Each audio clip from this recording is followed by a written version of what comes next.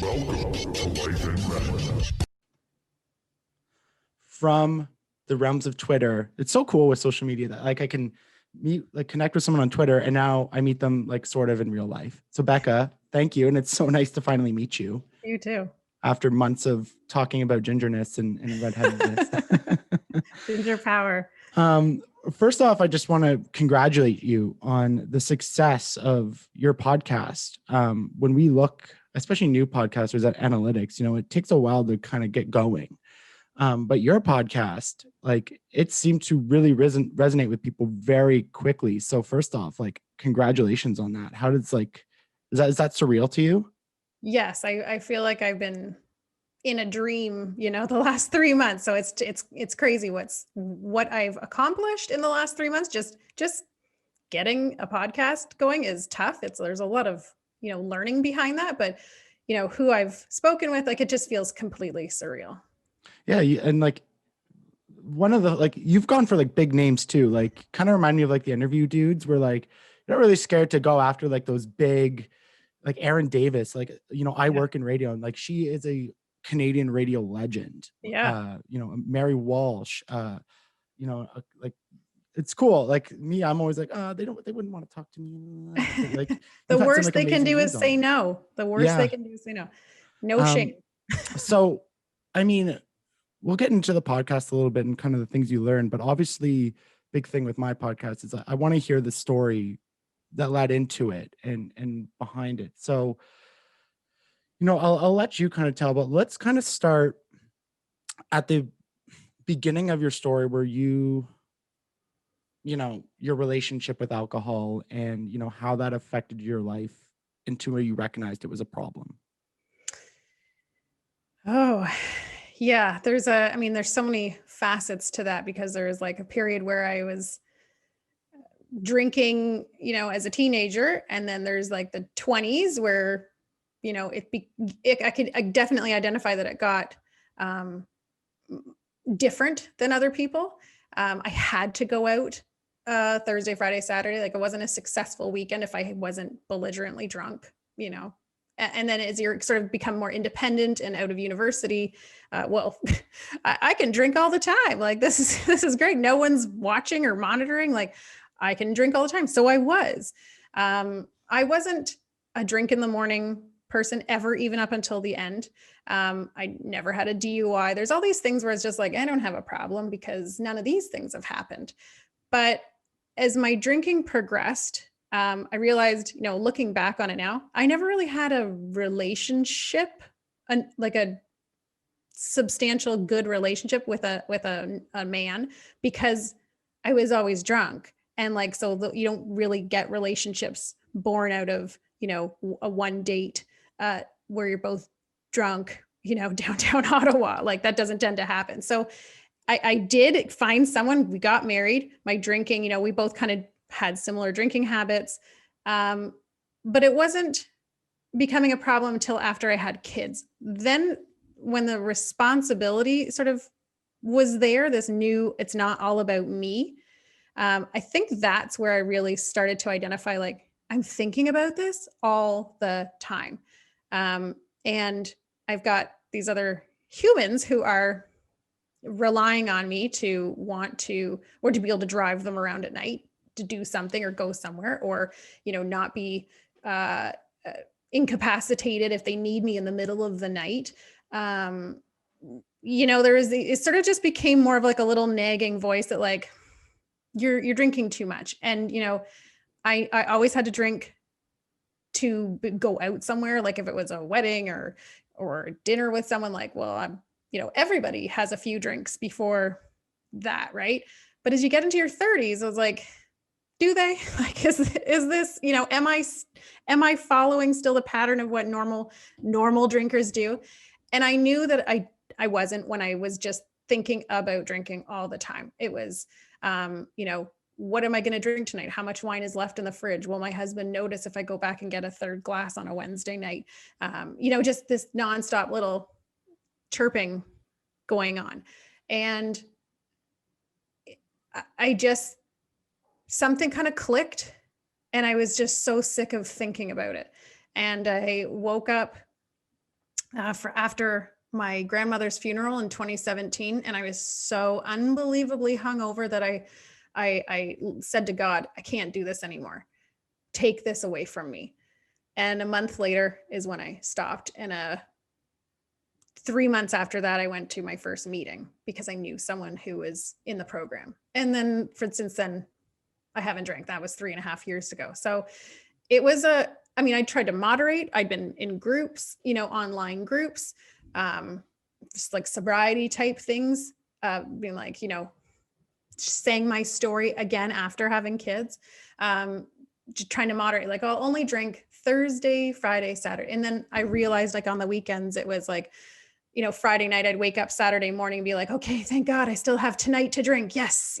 Like it was just such a huge component of my life. I think that's the best thing I can say is like, since I stopped drinking, is that I don't have that in my head anymore. Like it was gone. It's so much more peaceful in my head now. So that's really how it started. But I knew I had a problem when I couldn't stop thinking about my next drink. And it wasn't blacking out. I wasn't, like I said, drinking 9 o'clock in the morning. I wasn't getting, I didn't lose my job, my home, my kids, all these things people think of when you think of a drinking problem. But I knew I was different than other people. Yeah, you mentioned some things that really kind of resonated there. I have alcoholism that runs in my family. My dad's dad died when he was 18. My dad was 18, and he was an alcoholic, and he ended up dying from a stroke. So I never met him. So it's always something that's kind of like concerned me. And what I want to kind of touch on there is you mentioned like in your early 20s, something that like I think we all, or most of us, like when we go away for school, university as a teenager, it is that party life. We want to go out, have fun with our friends, go drinking, dancing, Some people love to do that blackout drunk. I know I've been a couple times, but I think like, are you able to tell if like that might be a problem that early, because it's so ingrained in our culture, in our kind of like the story of our lives? Like our early 20s is for drinking and partying and doing all these wild things, and then we have to grow up and that, like, you didn't recognize there was a problem at all, eh? You're just like, this is what's to be done.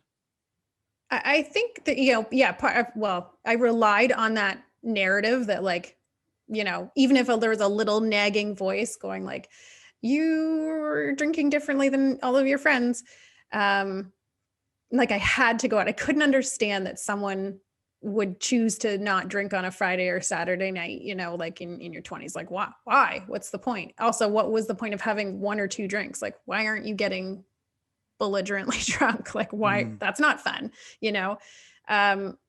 There was the little voice there that that I could identify that I was different, that my drinking was different than other people, because some people could pick and choose. And it was like, I had no choice. Like this was how it's going to be. But I relied on that narrative of like, it's your 20s, like everybody parties, that type of thing, which I also relied on in my 30s with the mommy drinks, mommy special juice narrative that's put out there that like, all moms need to drink to deal with the kids. Like, so I grasped these things to get to almost basically to give an excuse to continue drinking.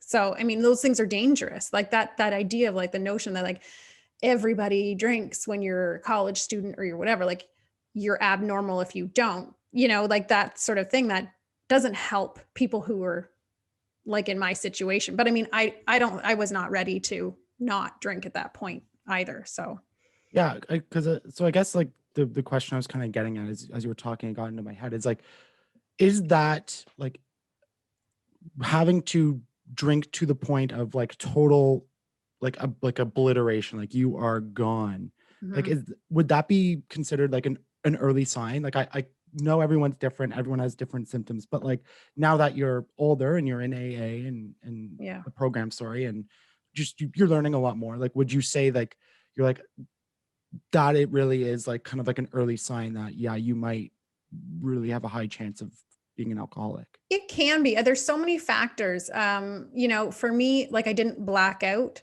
So, I read Sarah Hepela's book Blackout, where she talks about that. And I was like, oh, I'm not an alcoholic because I don't black out.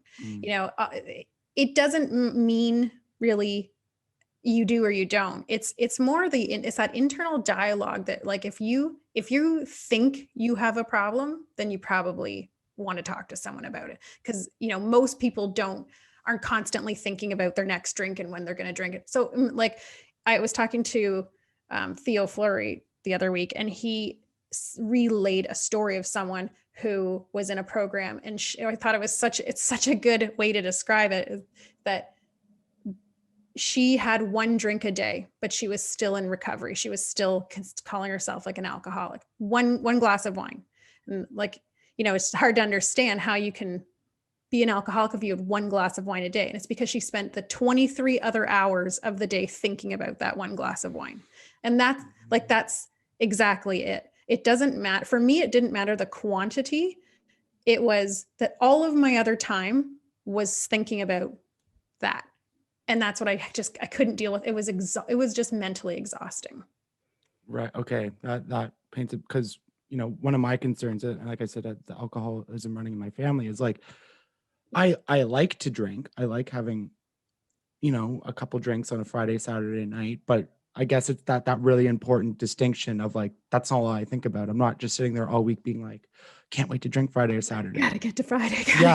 When it comes, it's like, oh, cool. Like pour myself a drink or whatever, or a glass of wine, or that afterthought, right? Like I was always envious of people who they wouldn't have been thinking about it all day. Like I couldn't understand that. You'd watch people like have, offer a glass of wine. Someone would be like, oh yeah, sure. Like I'd be like salivating, waiting for someone to ask me, like, as I've been thinking about it for the 4 hours before, ask me, give me one. Like, why is everyone waiting to pour the drinks? Like that sort of thing. Other people, it's just like, oh yeah, sure. No problem. And I knew after seeing that enough times that like, I'm not the same as that person. Right.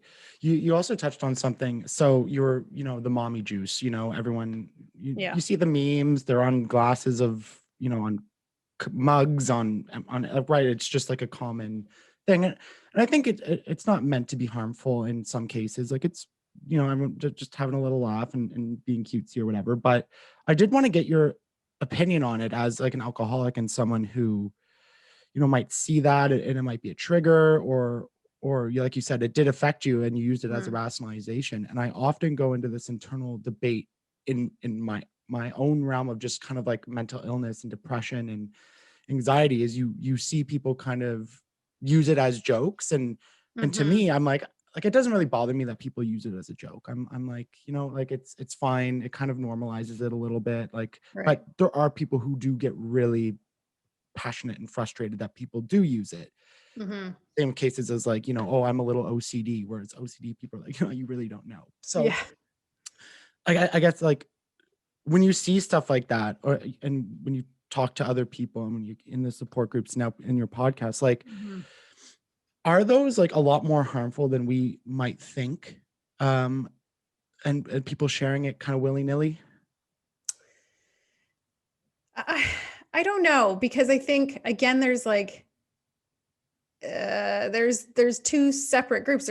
There's people who, like moms who can drink, and just have like a glass, a day or once a week or whatever is like a safe amount. And then there's me, like ones who are like me, who are just like, oh, good. Someone else is making this acceptable and it's okay. And it was really dangerous for me because I bought into that. Well, now that I'm a mother, this is still required. It's still, so it was like a real balance of trying to figure out, do I have a problem versus like this narrative that's saying it's okay, all moms need to drink. I don't know. Like I find there's a lot of marketing of things like,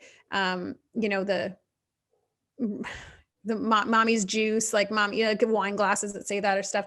There was an ad that came out recently that was advertising like having, a little mini fridge hidden, we're all home. The idea of like everyone's stuck at home with their families and kids, like have this and that mini fridge tucked away in your closet somewhere with, our juice and champagne so you can drink. The idea is that you're hiding drinking alone. And it's like, well, a lot of people who have a problem were doing that or are doing that. Like it's dangerous. There's a line. It can be funny and it can be really like you're sending a terrible message that it's okay to hide and drink alone. I mean, you shouldn't have to drink to get through anything. And kids are not, right? Like the idea, like when you get sober is like all the things you have to suddenly go through sober, you can do.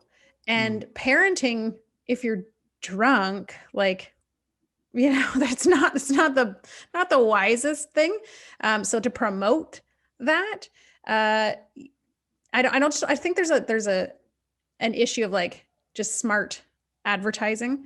I think there needs to be more education around that. And a lot of people are starting to speak up about that. I'm going to be talking to an author. She wrote Sippy Cups Are Not for Chardonnay. And she was a big proponent of the Mommies Need to Drink Club. She kind of started it and then came out as an alcoholic. So it's like, it's fascinating to see like the both really playing on both sides of it. You just never know who or how someone can be affected by that messaging. Yeah. Cause to someone that, doesn't suffer from addiction and everything, like that's like a fun little toy. It's like, oh yeah, cool. But then you're right. Like that line, that balancing act of, how we all interact as people. It just, there's so many facets of it. It's hard to differentiate. And I had a great question and I forgot because of that point. The thing is you just never know who's dealing with what, right? Like, there's a lot of throwaway comments you see online from people you might follow or whatever about like, make sure that the wine's stocked up at home tonight or whatever. And it's just like, I just, sometimes it's like, I as an alcoholic go like, I want to be like, oh, it's not the best solution, but like, I forget that other people can drink normally and it doesn't mean anything to them. It's just, I have to think of like, what's my story versus what's other people's story. It's not all the same. I think there's more of a responsibility on advertising. That's one thing. And then people just have compassion that not everyone has the same background, the same family history, like all these things like you talk about. Yeah. It's for me, and it's something I've noticed as I've grown older, is like the romanticizing of drinking, as opposed to, other substances, whether it's cannabis or psychedelics or everything, right? Like those, cannabis now in Canada, it's legal now and whatever. But like when we, I'm really fascinated in psychedelics and psilocybin and how that affects our brains but like they're so stigmatized. But with alcohol, which arguably is much more dangerous and has destroyed many more lives, we're like throwing up the banners everywhere. And if you go to popular culture, like what do they do in the movies when they go through a breakup? They go to the bar and like just shoot back scotch and whiskey, like it's no everything, problem. right? You're sitting there with a glass of wine and it goes to what you said about like we don't need that to cope with problems, but we're almost taught like right from when we start watching movies and TV shows that when we have an issue, and especially with with grief or with trauma, like the response is to go out and get drunk and drown it in booze. Yeah. Drown your sorrows, or it's for anything, right? Like it's, celebrate like a big promotion, like, you go out with your coworkers and whatever, let's go let's go for drinks, the Sanka set, the, happy hour, right? Like, weddings, funerals, whatever it is, like now there's like a sip and seas for babies, right? Like, and it's like, it's champagne or wine or whatever. Like every single event has alcohol is like alcohol based, you know, Yes. like it's not, and it's weird at those things if there isn't alcohol. Like if someone says, you know, there's no wine or there's no alcohol at this wedding, everyone would be like shocked and People like get refuse to pissed. go, you know, Yeah, like like, Christmas parties. Like, what do you mean it? Like drink tickets? Are you serious? yeah. Yeah. Yeah. Or there's no drinking. Like now, you know, a lot of functions, like, you know, in the government, like there's no drinking now. And like that sort of thing. And that's all these complaining about that. Like it's ingrained. You are assumed to drink unless you say you don't.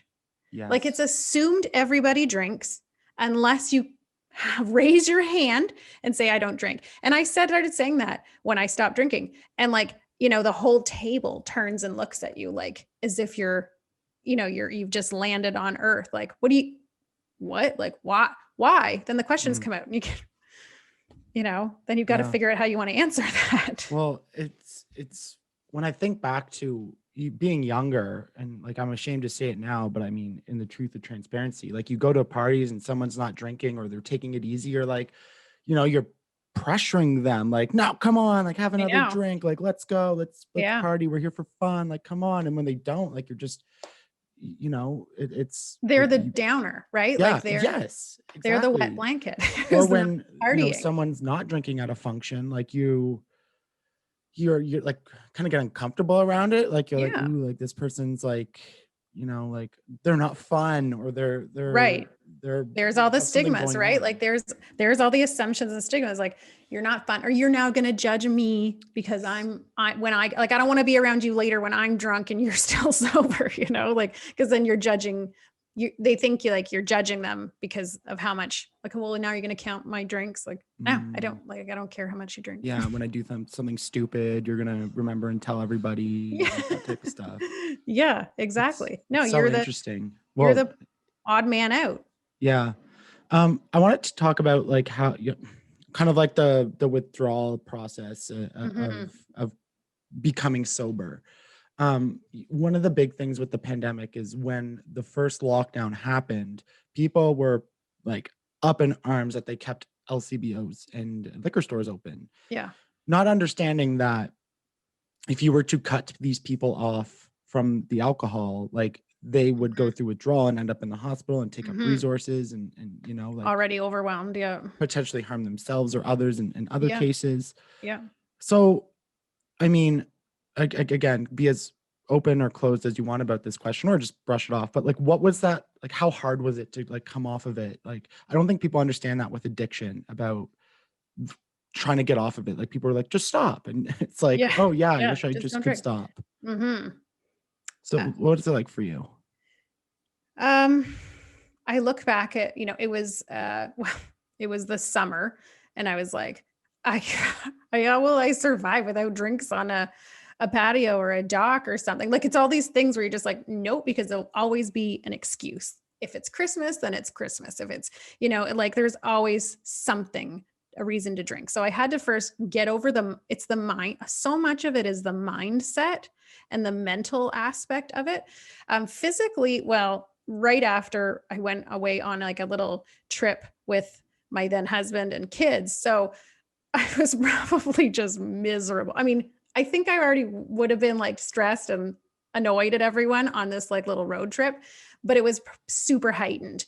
And I was just like, for me, I didn't have like, you know, any shaking or anything like that. Because I wasn't drinking, like in my intake wasn't that much a day, that would lead to a withdrawal like that. But I was like miserable. I mean, for weeks there was headaches. I was miserable. I was cranky, like all these things. And then, you know, you're in situations where like high pressure, stress, whatever, like your natural thing is to drink. So it was the hardest thing, was going through all these firsts, not drinking is to get used to, you know, the natural reaction isn't to drink. But like massively impatient, more so than I am usually, which is a lot.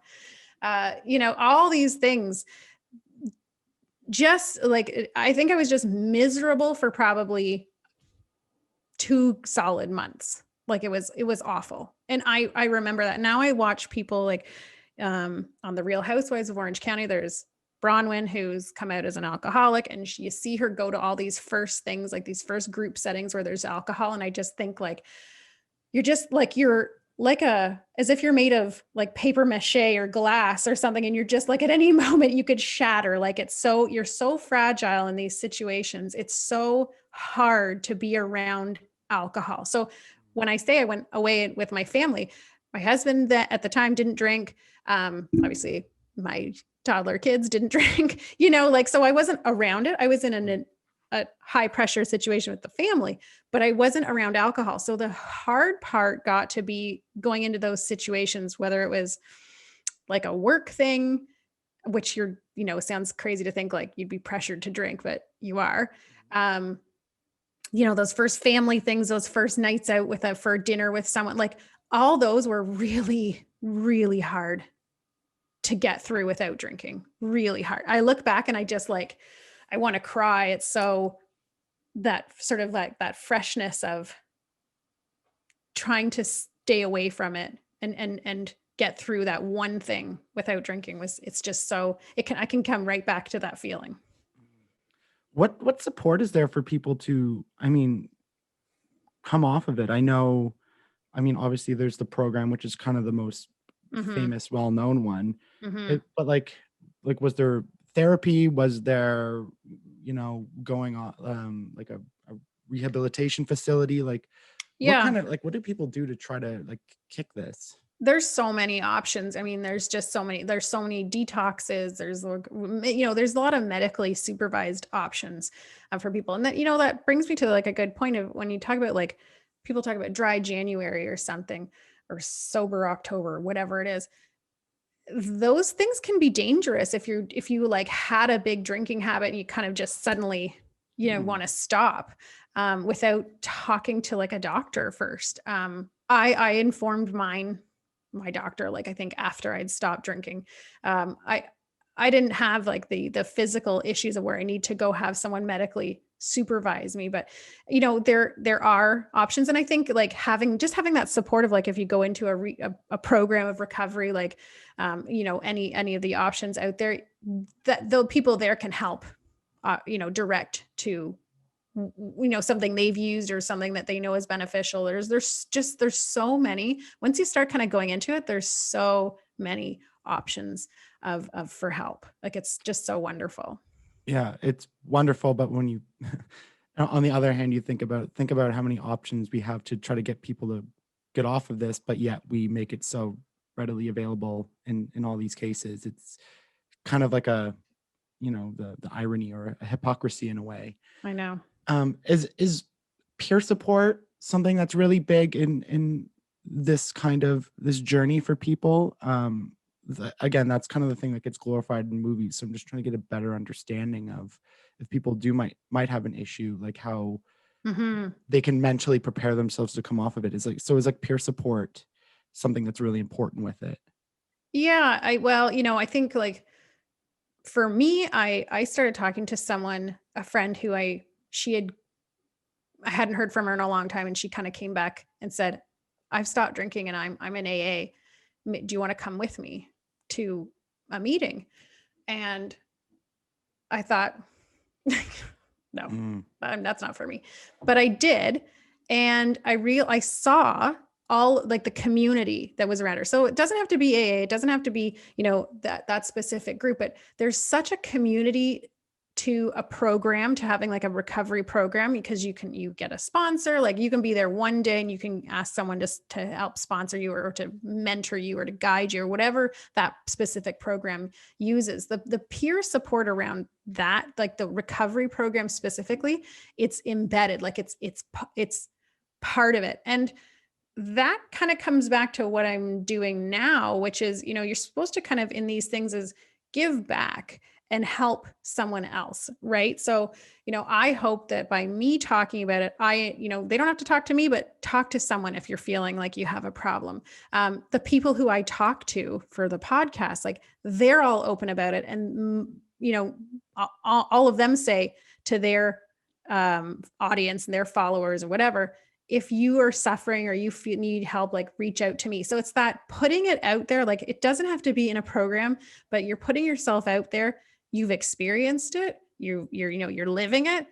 Anyone can come and talk to me if like, whoever it is, if they have a problem or they want to talk to someone about it. It's like, it's being able to share your story and hopefully help someone else. So, the fact that people are out there saying more and more, talk to me, reach out to me, whatever, I think that's just such a critical element to say, like, you're not alone.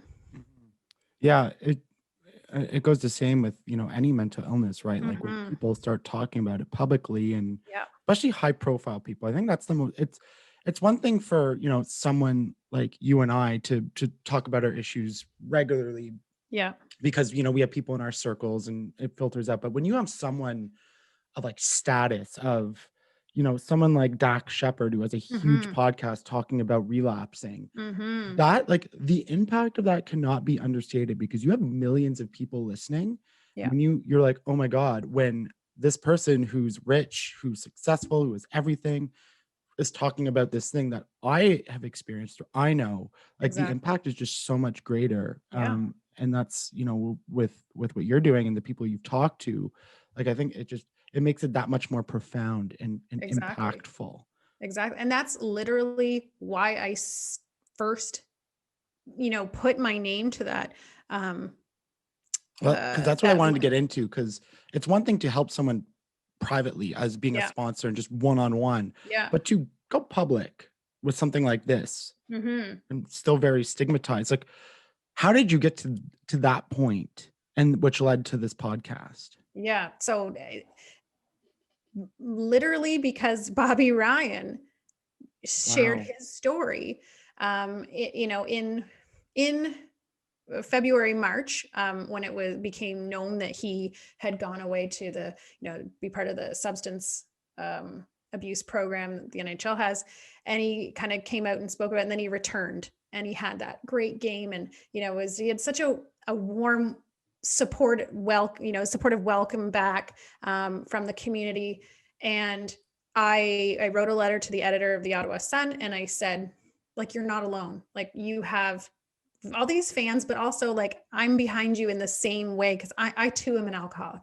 And I said, you're part of a club that no one wants to join, but we're in the end so grateful to be part of. But I sent it anonymously because I'm like, I can't say I'm an alcoholic. Like, I'm a public servant. I'm a wife. I'm a mother. Like, it'd be so embarrassing. And then in September, he was back in the news because he won the Masterson Trophy, which highlights, perseverance and dedication. He spoke again about the support and outpouring of, encouragement and love he received when he was honest about what he had gone through. And I thought, that's amazing. That's exactly the kind of message we need to be saying more around this subject. And I went back and I posted that letter to the editor again on my Twitter. And I said, I put my name to it. I said, this is me. Like, I'm not going to be ashamed anymore. I'm not going to feel like I can't talk about this anymore.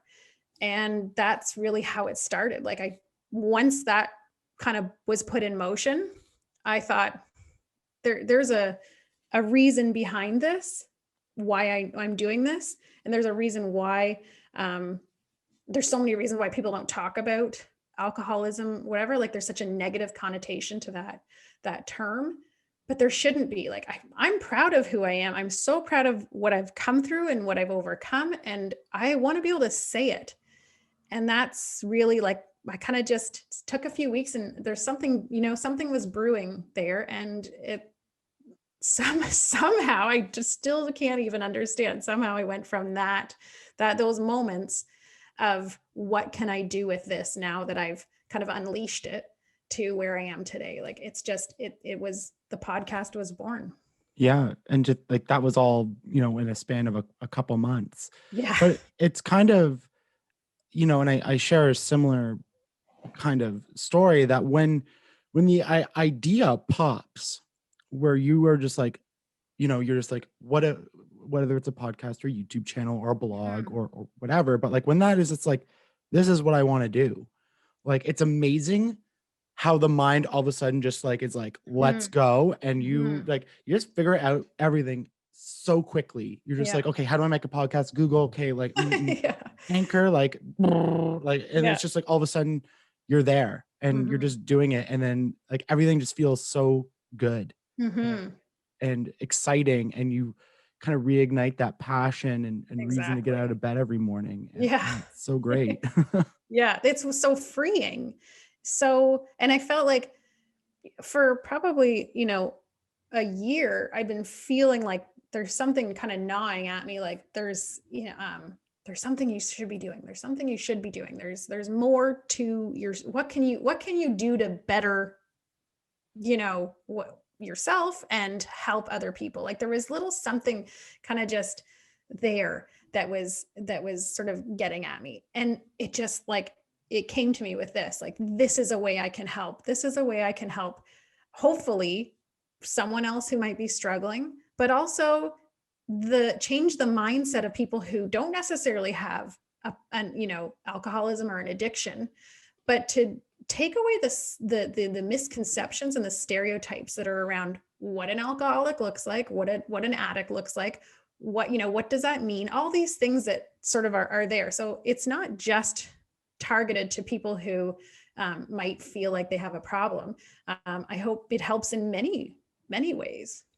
I think that's the biggest thing. And I completely agree, because that is exactly what I'm trying to do with my podcast. And we talked a little bit, when we were first chatting and stuff off mic, that, as much as this podcast is for me, it's just, I'm talking to people who interest me, who have great stories, who I like, who I want to talk to. But, and, there's the aspects of mental health and stuff that like people going through it might help. But when I think back to myself, like, even like a year ago, 2 years ago, but like within the last, 6-7 years, Joe Rogan gets a bad rap in some cases, deservedly so. But what I credit to his podcast for me is opening my eyes to so many different points of view.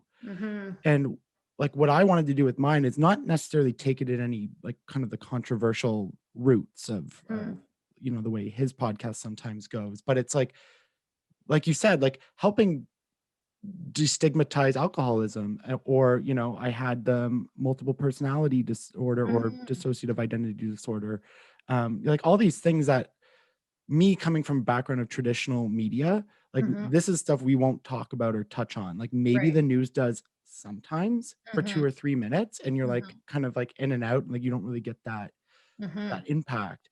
But I'm like, there's a real need to tell some stories that aren't being heard right now, because of, for whatever reason, gatekeepers or media, or just, people need to hear this stuff who don't understand it as much as it's for the people who do understand. They're like, yeah, like power, like I feel that too. It's for people who have no idea, have never heard this before, because that's exactly what happened to me. I never heard about, white privilege or anti-racism. And so first I was very defensive, but then when you hear about it, learn, you're like, oh, like it just, everything starts to make sense. Yeah, exactly. And that's, I kind of keep putting it out there that, you don't have to have an alcohol problem to be interested in my podcast. And that's why too, I want to, who my guests are, is a big factor in that, is that they come with their own fans, or audience, whatever, who maybe you didn't know that this person was sober, and for whatever reason, maybe you didn't know their story around their sobriety,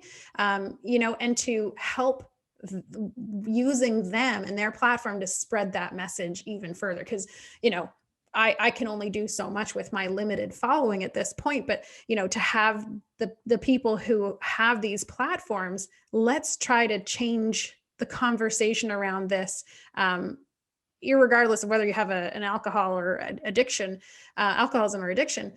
It's just to change the way people see it. And, if your favorite hockey player, your favorite singer, actress, whatever, has gone through something like that, it might, resonate a little bit too. Yeah, it teaches empathy, because this person who you loved or really admired, respected, like I said, this huge this huge following and platform, when you find out that like, oh, they struggle too, Yeah. you can't go back. I mean, people do, like assholes on the internet. They'll be like, oh, I'm never listening or talking about you again. But I mean, for the most part, most of us are human, and we'll be like, oh, wow. Like, man, I love this guy, and that to know that he went through this, like it really puts Exactly. things into perspective. Yeah. And to see that, yeah, it humanizes them, a lot. Like, oh, you're just, for me, a lot of what I feel a lot when I talk to these people is I'm like, oh, like I'm this, Mary Walsh, and I have share something in common. Like, that's pretty cool. Like I'm pretty honored in that facet, and we can share something. And that's the other thing, is that you look at these people, and if you have gone through anything of the like, you go, well, you see, like, well, you were a hockey player, or you're a journalist, or you're a broadcaster. Our lives are nothing alike in that sense, but there's something that we can relate to together, and it's so comforting, and it makes you just go back to, you're not alone, and how it can affect anybody, like addiction and alcoholism. It doesn't discriminate, right? Like, you see a lot of hockey players coming forward, more and more lately, which I think is fantastic, because there was probably, a lot of stigma attached to it until people start talking about it. And then you kind of go, well, I want to share my story too. And that's exactly what happened to me. I saw a hockey player who I greatly admired. And I thought, if he can do it, I can do it. Yeah. I mean, like everything we just talked about for the last kind of couple minutes, like that sums it up right there. Someone spoke about it, it inspired you, and now you are using that to help others. Like, and that's kind of what it's all about. Yeah. And to find out all the hockey player stuff, how much they were addicted to, the booze, or there was a story. Oh man, this year 2020 went by, but I think it was last year, and I think it was before the pandemic, but it might have been during. But it was a piece on how they got addicted to this pain numbing pill, or it was a drug, and all the adverse side effects that now they have in their bodies and how it impacted their lives. It's like, athletes, actors, all this stuff they do to themselves to prepare themselves, whether it's for an event or to hide away from public life. Like, right. Once we start realizing we're all human, and can bring that back with empathy and compassion, the more we can help these people that we admire, as much as they help us in certain cases. Exactly. Yeah. I mean, sharing your story is so powerful, like not only to whoever's listening, but for yourself. Like, every time I talk about it, for me, it just reinforces that what I've done is the right thing, so it helps me immensely too, to continue talking about it more than I would have thought, frankly. Right. Everyone has their own story, and after sharing mine, and then, starting to get in touch with like other mental health advocates and other people with mental illness, and learning their stories, you think something about, but like everyone's individual case is so different, and how it affects them, and the symptoms. So, I mean, you went through your story, and you talked about it, and you heard some, like, is there things that you've now taken from this podcast that you've had, and talking to these people, that you've learned that maybe even you, who's an alcoholic, maybe still stigmatized, or that you still didn't quite understand until you had these conversations and were like, oh, okay, wow, yeah, this is something really I have to think about? Yeah, there's a few things that stand out. Really, every time I talk to someone, I reflect on how, even like I said, our lives are so different, but we're so alike in recovery. Like, there's something that always touches me about the person's story, that while like, it's worlds apart in terms of what we've experienced, even in the addiction side of it, not just like whatever life they've led, but the addiction side of it. But there's something that they're like a little connector. And, like that's exactly how I felt in that moment of like my rock bottom. Like, you just realize that, we can be so alike, so different and so alike. And I think, the other thing is, I just had one of my guests, it was Deborah DiGiovanni, who is like a very well-known Canadian and comedian. And she is sober from marijuana. And I think that will be an interesting one for a lot of people to listen to, because there's a lot of stigmatism around the addictiveness of that. Like, it's kind of like it's like, people might just say, I smoke weed and I can, it's not considered something you would have to like withdraw from, that there's like the addictive side of it is something I think people brush off. So that was a really interesting conversation, because like I used to smoke marijuana as well, but that was when I could stop. I didn't have a problem stopping. I wanted to do it all the time, but I could stop that one. It wasn't something I had to go into recovery for. So to have someone who is the opposite story of mine, where she also stopped drinking, but it was more of like I don't want to drink anymore choice, right? To have that totally flipped storyline where she celebrates her sobriety from marijuana. I think that'll be eye-opening for a lot of people who just don't understand that that's the addiction around that as well. Like it's a drug addiction, right? So there's a lot of things, I learned something from each person I talk to. It's just, I feel so grateful to have that opportunity. And I hope that whoever listens to it, from each guest, that they take something away as well. That's the cannabis one. That's super interesting because I mean, I've had episodes on it and I'll have to go listen back, but there is a very common belief that cannabis is non-addictive. Yeah.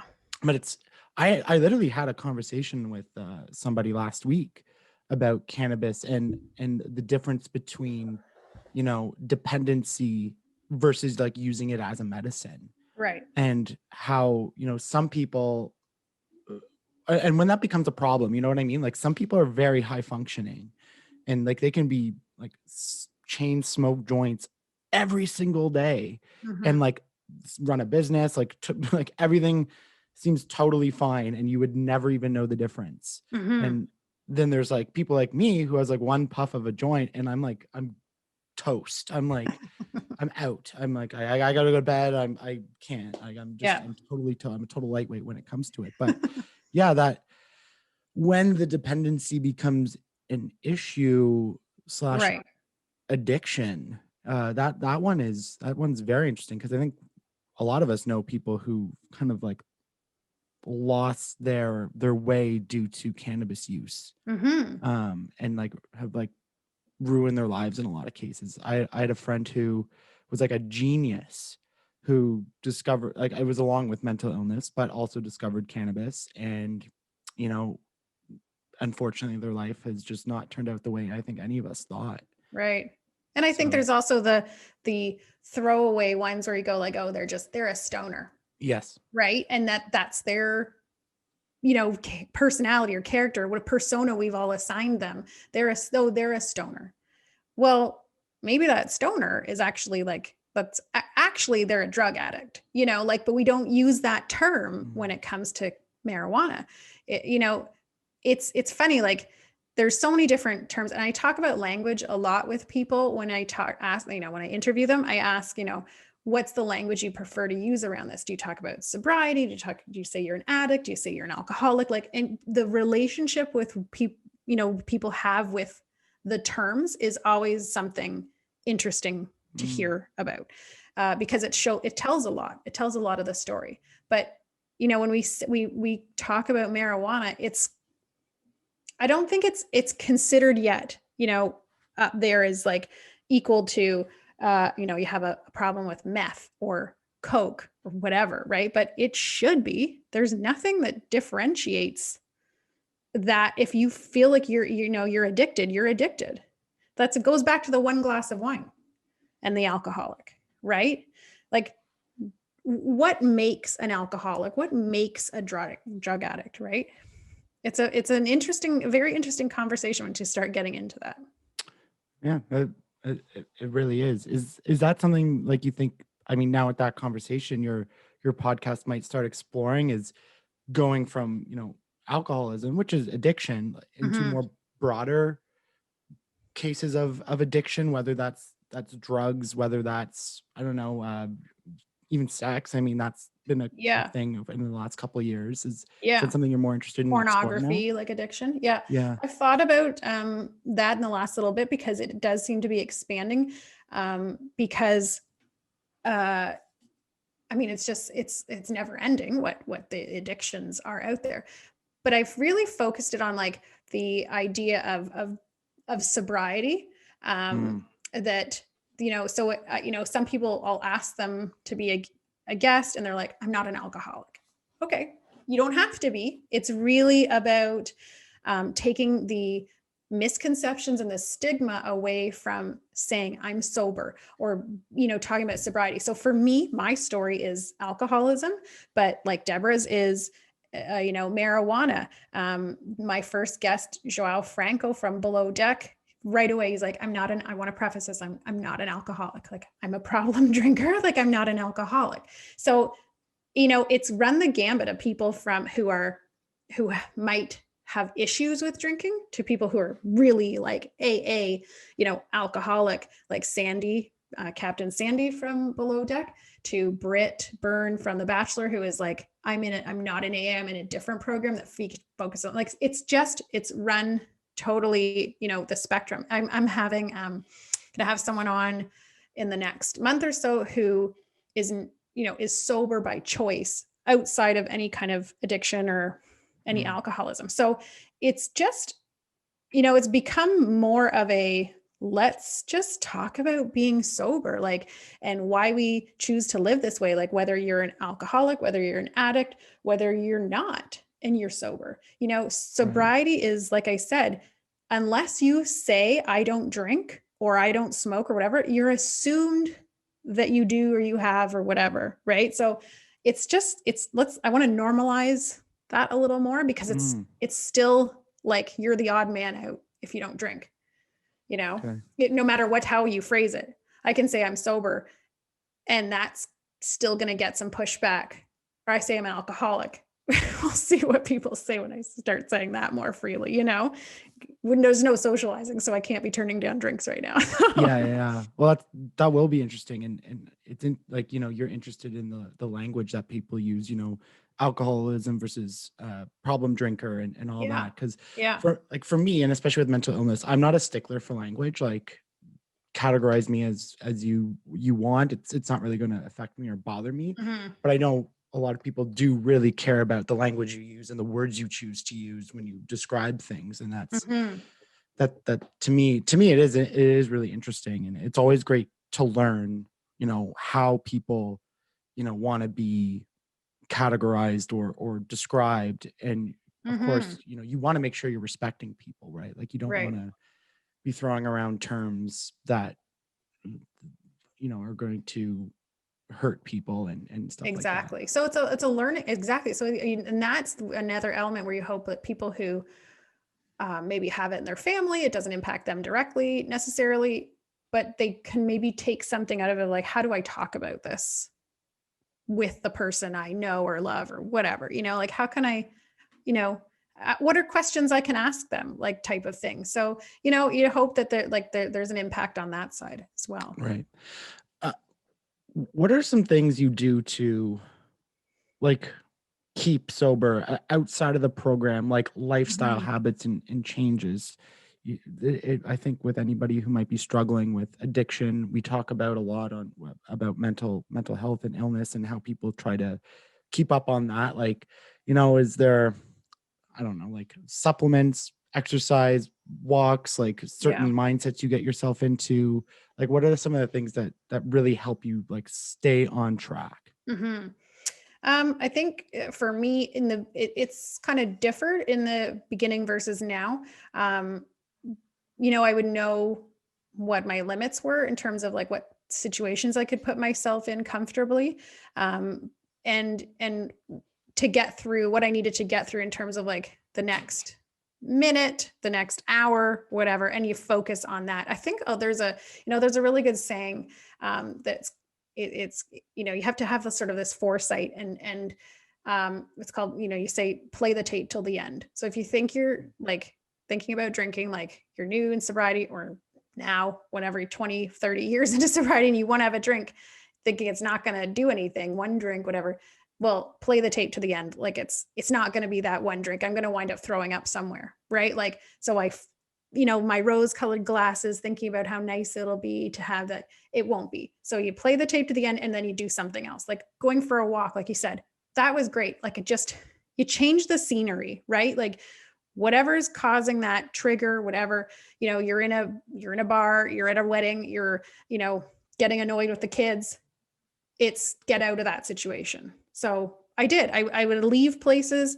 If I was starting to get like anxious or uncomfortable, I'd leave. And it's a lot of knowing, like I said, your boundaries, your limits, and understanding like what you can do to change that. So I remove myself from a lot of the situations. But now I know, like I have anxiety. I started having panic attacks a few years ago. And it's the same thing with sobriety. I know how to manage it, right? Like I know what works and what doesn't.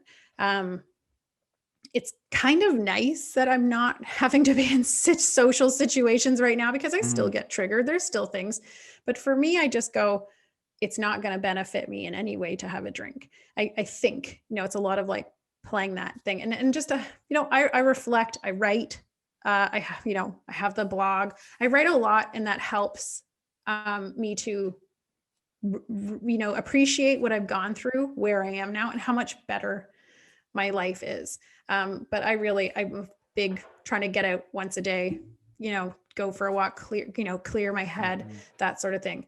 I think having fun drinks too, like, in sobriety, you don't have to be like, well, now I can only drink Pepsi, no, have fun with it. Like, once you're comfortable, like I get bartenders to make me, in the good old times when we could go places, I would get bartenders to make me fun drinks, like make me something interesting, like use your mixology degree and make me something that's cool and unique, but non-alcoholic. And I would come back, I've had these most fantastic, beautiful drinks.